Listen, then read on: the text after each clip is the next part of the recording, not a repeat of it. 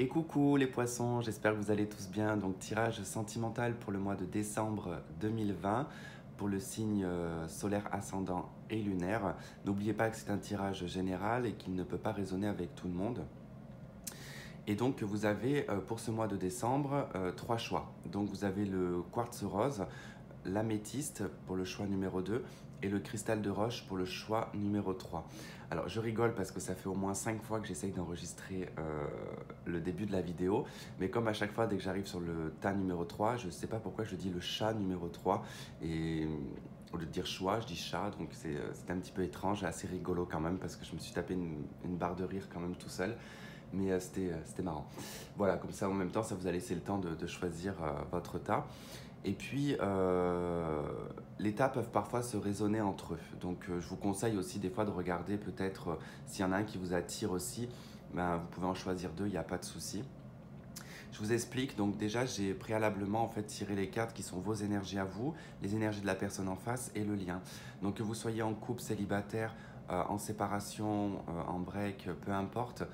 Du coup, ça donnera certains éléments. Et puis, si vraiment vous êtes célibataire et qu'il n'y a personne devant vous, ça peut être les attraits de la personne que vous allez rencontrer.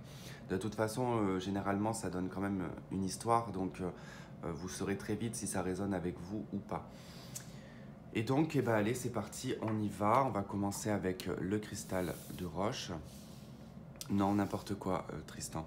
On va commencer avec le quartz rose. Voilà. Bon, excusez-moi, c'est juste que comme j'ai fait 5 prises, du coup, j'arrive même plus limite à pareil. Bon, c'est parti, on y va.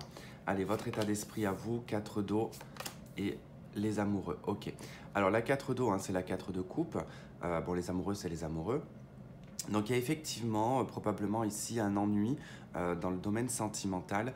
Et puis, probablement, il y a un choix.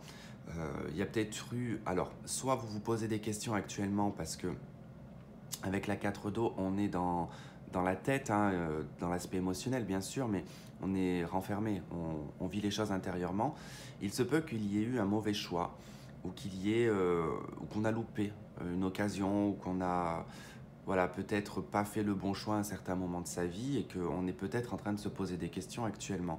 Alors même en couple, hein, ça peut être le fait de se poser énormément de questions sur la relation de couple, et surtout d'y trouver de l'ennui, de l'insatisfaction, parce que la 4 de coupe, c'est quand même une insatisfaction, hein, c'est l'ennui, et puis c'est la rêverie, on est beaucoup, comment dire, on se souvient d'un passé qui était heureux, donc du coup on peut être plongé dedans.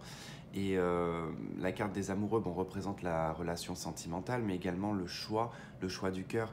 Donc il y a peut-être une envie aussi là pour vous, dans votre état d'esprit, vous êtes peut-être en train de réfléchir comment faire le bon choix pour votre avenir sentimental. C'est possible.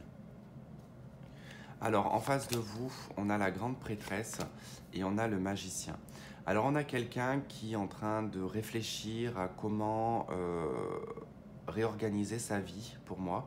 On a quelqu'un qui peut être dans des études. On a deux arcanes majeures tout de même, hein, pour cette personne. Vous en avez une, donc c'est tout de même comme assez